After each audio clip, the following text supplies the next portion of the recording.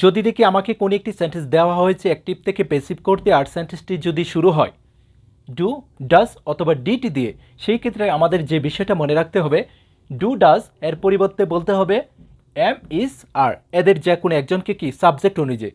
আর did এর পরিবর্তে বলতে হবে ওয়াজ অথবা ওয়ারকে সাবজেক্ট অনুযায়ী। যদি কোনো একটি সেন্টেন্স আমাদেরকে দেওয়া হয় যে সেন্টেন্সটি শুরু হয়েছে ডু, ডাজ অথবা ডিড দিয়ে, সেই ক্ষেত্রে কীভাবে অতি সহজে ভয়েসটা চেঞ্জ করতে পারি, সেই কৌশলটি আজকে আমি তোমাদের সাথে শেয়ার করব। আশা করি ক্লাসটি তোমাদের খুবই উপকারে আসবে। ওকে, লেটস সি। যখন আমাদেরকে কোনো একটি সেন্টেন্স দেওয়া হবে, সেন্টেন্সের শুরুতে যদি থাকে ডু অথবা ডাজ অথবা থাকতে পারে ডিড, যদি এদেরকে দিয়ে কোনো একটি সেন্টেন্স শুরু হয়, সেই ক্ষেত্রে আমাদের ঝামেলা হয় যে এটাকে কিভাবে ভয়েস করব। যদি দেখি কোনো একটি সেন্টেন্স শুরু হয়েছে ডু অথবা ডাজ দিয়ে, কোনো একটি সেন্টেন্সের শুরুতে রয়েছে কি ডু অথবা ডাজ, তবে বুঝবো এটা একটি প্রেজেন্ট ইনডেফিনিট সেন্টেন্স। আর যদি দেখি ডিড দিয়ে প্রশ্ন করা হয়েছে, সেই ক্ষেত্রে সেটা হলো ফার্স্ট ইনডেফিনিট। যখন ডু অথবা ডাজ থাকবে, সেই ক্ষেত্রে প্যাসিভ করতে হলে এদেরকে বাদ দিতে হবে। ডু, ডাজ, ডিড এদেরকে বাদ দিতে হবে। ডু, ডাজ বাদ দিয়ে এদের পরিবর্তে এম, ইজ, আর এদের যে কোনো একজনকে ইউজ করতে হবে। এদের পরিবর্তে এদেরকে ইউজ করতে হবে সাবজেক্ট অনুযায়ী। যার সাথে এম হয় তার সাথে এম বলবো, যার সাথে ইজ হয় তার সাথে ইজ দিব, যার সাথে আর হয় তার সাথে আর দিব। ওকে, আর যখন দেখব শুরুতে রয়েছে ডিড, তখন ডিডকে বাদ দিয়ে বলতে হবে ওয়াজ অথবা ওয়ার, এদের যে কোনো একজনকে ইউজ করতে হবে ডিড এর পরিবর্তে। ডু, ডাজ এর পরিবর্তে ইউজ করব এম, ইজ, আর এদের যে কোনো একজনকে। ডিড এর পরিবর্তে ইউজ করব ওয়াজ অথবা ওয়ার সাবজেক্ট অনুযায়ী। এটা আমাদের মনে রাখতে হবে। কিছু সেন্টেন্স দেখি, তাহলে আশা করি আমাদের বিষয়টা ক্লিয়ার হয়ে যাবে। Do you want, do you want me, তুমি কি আমাকে চাও। ডু ইউ ওয়ান্ট মি, তুমি কি আমাকে চাও। অথবা ডু ইউ লাইক মি, তুমি কি আমাকে পছন্দ করো। ডু ইউ লাভ মি, তুমি কি আমাকে ভালোবাসো। ডু ইউ হেল্প মি, তুমি কি আমাকে সাহায্য করবে। এই ধরনের যখনই কোনো একটি সেন্টেন্স আমাদেরকে দেওয়া হবে, সেই ক্ষেত্রে শুরুতে রয়েছে কি ডু, অথবা থাকতে পারে ডাজ। ডাজ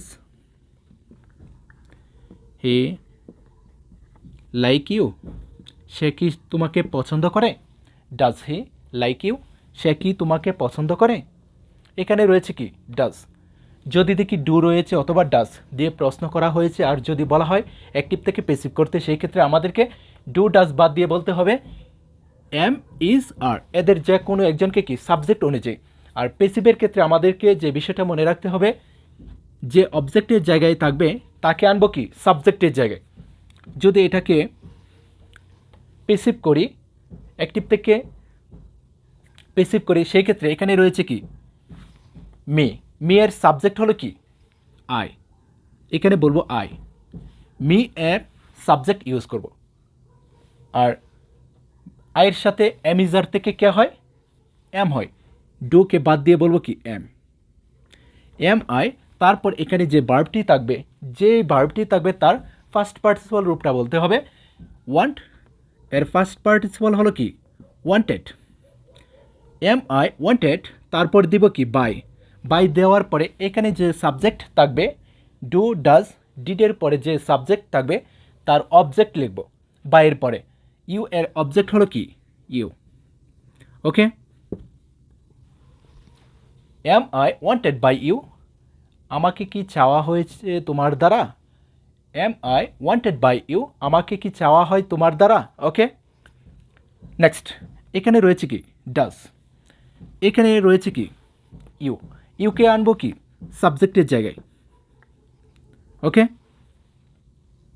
যখন ইউটা এখানে সাবজেক্টের জায়গায় আসবে, এখানে রয়েছে কি ডাজ। এখন ইউ এর সাথে হবে কি আর, ডাজ বাদ দিয়ে বলবো কি আর। ওকে, তারপরে এখানে যে ভার্বটা রয়েছে তার ফার্স্ট পার্টিসিপলটা হবে আর ইউ। লাইক এর ফার্স্ট পার্টিসিপল হলো কি লাইকড, তারপর দিব কি বাই। বাই দেওয়ার পরে এখানে যে সাবজেক্ট রয়েছে তার অবজেক্ট এখানে হবে হি, এর অবজেক্ট হলো কি হিম।